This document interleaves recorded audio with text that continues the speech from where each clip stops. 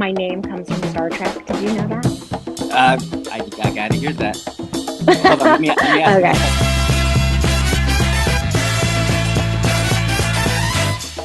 you. Welcome to another edition. Actually, this is the 5th episode of FAMS, where I talk to friends, family, and complete strangers about film, art, music, science, and all the beautiful things that make the world go round. And today's guest is my friend, my family, and at one point she was a complete stranger until I went up to her and said, "Hey, Dr. Tepring Piquado." Thank you for inviting me. It's so nice to be talking to you today. Today she's going to tell us a little bit about her journey from the rough streets of Georgetown to the rougher halls of the California State Senate. So, Tepring? Sure, I'll share a little bit about my journey. I'll even start from before then about how I grew up in Sacramento, California, and it's almost a full circle back to Sacramento. So I grew up in Sacramento, and when I was a little girl, I loved puzzles of all kinds, whether they were actual puzzles or cognitive puzzles, figuring out different things, playing, different board games.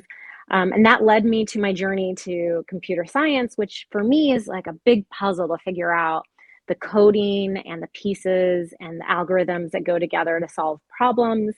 I moved from computer science in my undergrad at Georgetown on to teaching computer science and community service back at the high school that I went to. From there, I spent a couple of years in the teaching profession, but I went back to grad school and got my degree in neuroscience. And again, I was just so fascinated about how our brain translates things from, our personality, our actions, our emotions. But what I ended up deciding on studying in my graduate thesis was the way that we understand and remember things in verbal speech communication. Because it's the primary way that we discuss things and have interactions and really thrive in life, in my opinion. From then, I moved back to my hometown for a brief moment, and then did my postdoc at UC Irvine, actually in cognitive science. And then I got a fellowship doing policy, actually back in my hometown of Sacramento.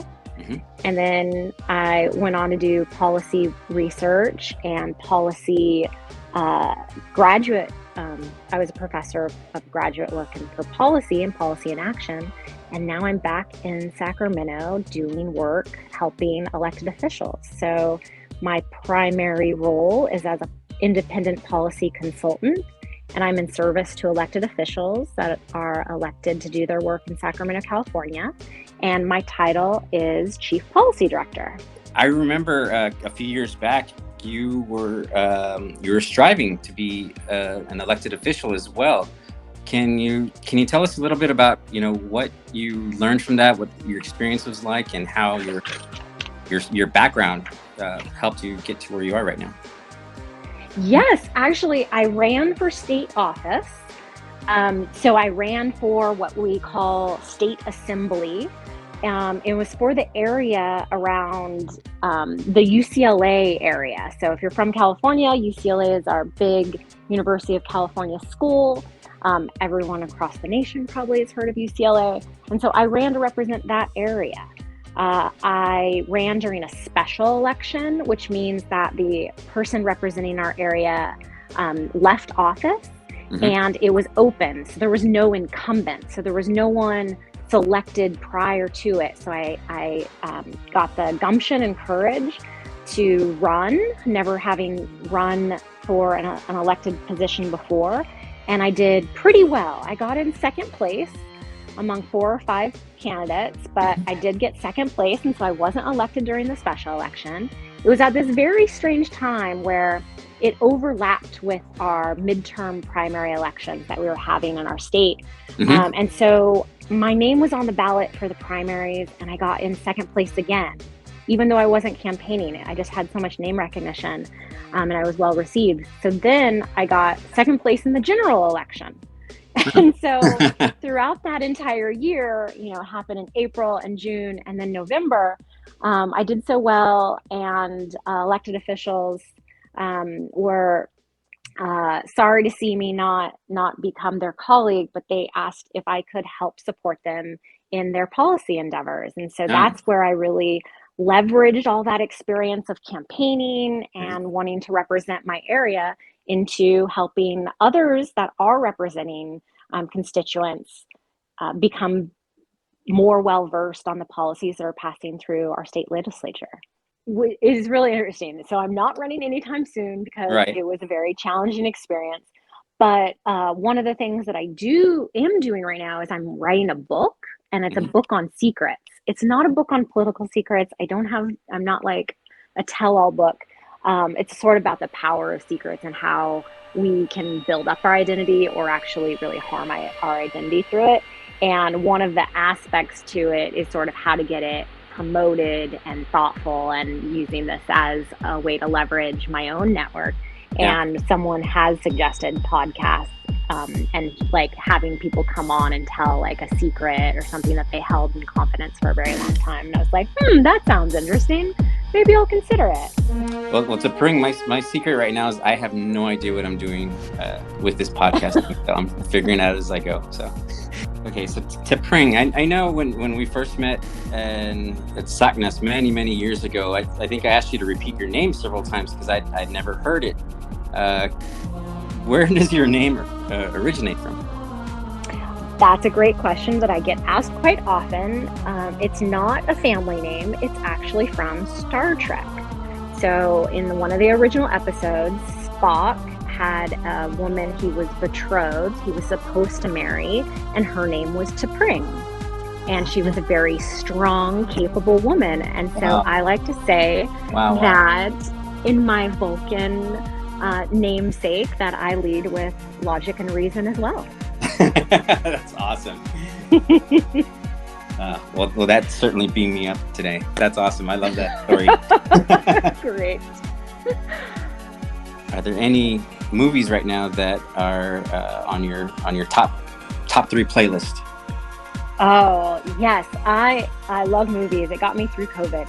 I would have to say my three favorite things right now are Fight Club. It's an oldie but goodie. Hamilton. I had the pleasure of seeing live just recently for my birthday. But a Lin-Manuel new one is actually Encanto, and I think it's because I really see myself in the sister that's Louisa, and she's really strong and confident, and everyone relies on her. But she also struggles with lack of confidence and just knowing that she is the one that's dependable. And I really relate to that because I also, in my friends and family group, am seen as very dependable. And sometimes you're just not that strong, and you need to ask for help. And so I really resonate with that character because she is strong and confident and capable, and yet she also knows that she has to ask for help. And so I'm learning in the last couple of years, particularly in COVID times, that our friendships and our network is really what brings us strength. And asking for help is something that we should do more often because it doesn't show weakness. It really is an aspect of our strength. So let's go back to your days in Brandeis and Georgetown when you were doing your data analysis, those late nights in the lab. Mm-hmm. What on earth were you listening to? Like, what sort of music? What was the thing that kind of kept you there late at night?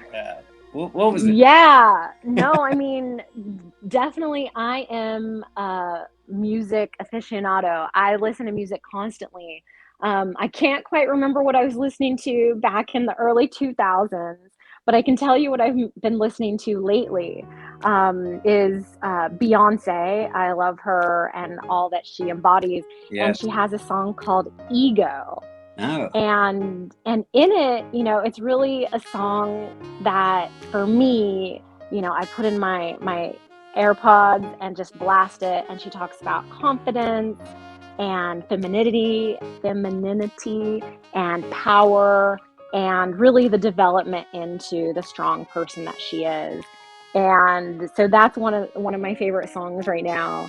I think Another song is Everything is Awesome. It went with the Lego movie. It's Genius. really just, Genius. it's one of those things that just pumps me up. And it's just like, there's so much struggle. And yet there's really a lot of things to be grateful for. And I think, that just puts me in a good mood, a smile on my face, and I can just listen to that. Yeah, so those are sort of the things that inspire me and motivate me to like push forward on the hard days and stay up late at night. But I almost always have background music on. Wow, that's awesome. So I know one of the things that really motivated you, we talked about in the past, was something about workforce development, correct? And Yes. that was one of your platforms, I believe, when you were running.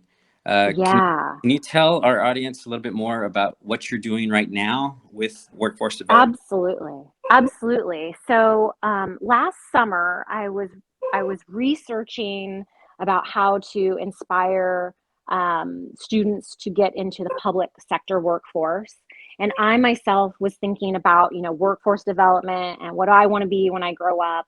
And I was brainstorming with one of my dear friends, Joey Pasquale, and we came together and we were like, we should start a nonprofit that helps young people, particularly young people of color, um, get their first job and Hmm. find out what other types of careers are out there. And so for me, it's been really important to sort of explore my career options. And some of the things I'm doing today, I never even dreamt of when I was in college. And Right. so we started this organization called ADDSTEAM, which stands for Advancing and Developing a Diverse STEAM Workforce.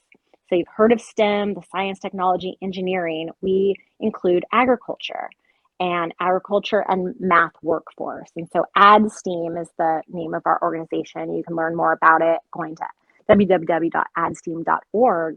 And it is really, as I climb up, as we climb up, it's really important for me to lift people up. And so that's the whole mission and values of this organization. And workforce development and engagement and mentorship and sponsorship is so important to me that I have dedicated now this big portion of my life to help others. What does the ads team in terms of help in career development with these grants? One of the first primary ways is a cash scholarship provided to use for career preparation. Also, sometimes you need those first starter tools like a computer, like an iPad, things like that, that might be essential tools for just advancement in your career, that very starting point. But we also give mentorship on how to interview, how to write your resume, whether it's a resume or in more academic forms, a CV. We also are starting to develop these webinars, which is really giving the job seeker the opportunity to explore other things that may be out there that are interesting that they had never heard of. So little things like that are small aspects that we're building upon right now. Excellent. And I'll leave a link in the description below where you can find more information about ads team. Before we end this, I really wanted to ask you if there was something that you can, look back upon and tell your younger self back in, your Georgetown days, your Brandeis days. What sort of advice would you give yourself? That is a really good question. What advice would I give my younger self?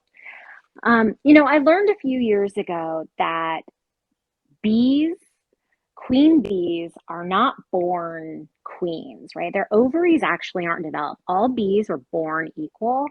And queen bees are actually chosen and then bathed in this milky substance. I say bathed, but it's really they're fed with this milky substance called royal jelly. And so what that sort of tells me is that, queen bees aren't born that way. They're created and developed and nurtured. And so I would tell my younger self, you are developing into a queen bee and you need to, feed yourself with a royal jelly. And what that means, what's going to be really essential is getting to know great people and taking risks and sometimes taking steps and being courageous when you aren't quite sure, and you will develop into a queen bee. Well, we have come to the end of our brief conversation, and I'm sure it shall be continued at another point when things are moving along, when things are full steam ahead for you. Yes, absolutely. Looking forward to it. So thank you again for being my guest, and we shall reconnect in the future. Great. Thank you for having me. Have a All great right. day. All right. Take care. Take care. Bye. Everything is awesome.